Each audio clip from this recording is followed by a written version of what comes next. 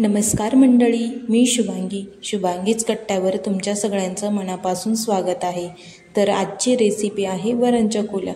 तर बघू शकतात मस्त गरम अशा वाफलेल्या वरण चकुल्या ह्या खायला खूपच स्वादिष्ट लागतात। तर चला करूया सुरुवात। मी गॅसवर कढई ठेवून घेतलेली आहे। तर बघू शकतात कढई चांगली गरम झाली की त्यामध्ये 2 ते 3 चमचे इथे मी तेल घालून घेत आहे फोडणीसाठी।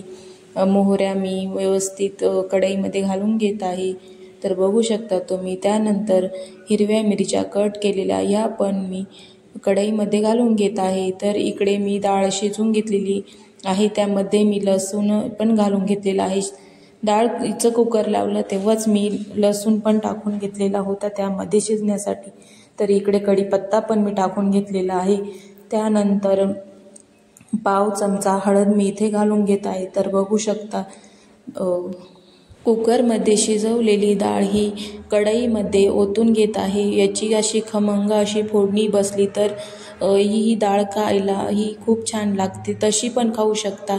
आणि इकडे मी कणिक भिजवून घेतलेली आहे आणि ती मी आता पोळपाटावर मळून घेत आहे। तर या अशा पद्धतीने आता मी त्याचा एक उंडा काढून त्याची एक मोठी अशी चपाती लाटून घेत आहे। तर बघू शकतात तुम्ही या अशा पद्धतीने मोठी चपाती लाटून घ्यायची। चौकोन सारखी चपाती लाटून घेतली की चाकूच्या साहाय्याने याला कट्स द्यायचे।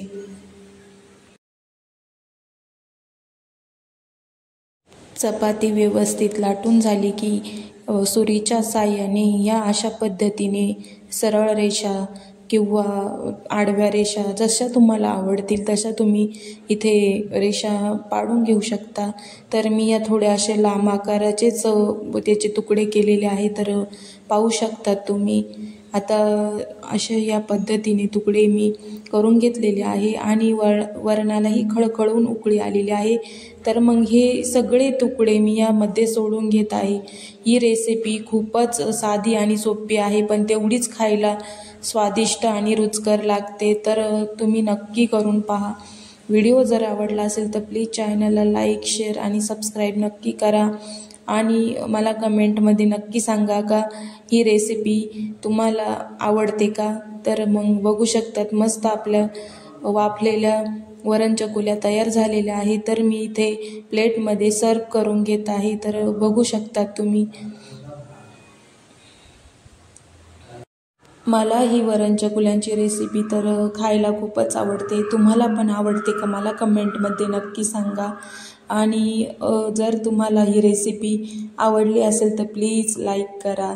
तर मग चला तर भेटूया पुढच्या व्हिडिओमध्ये। तोपर्यंत हेल्दी राहा आणि हेल्दी खा।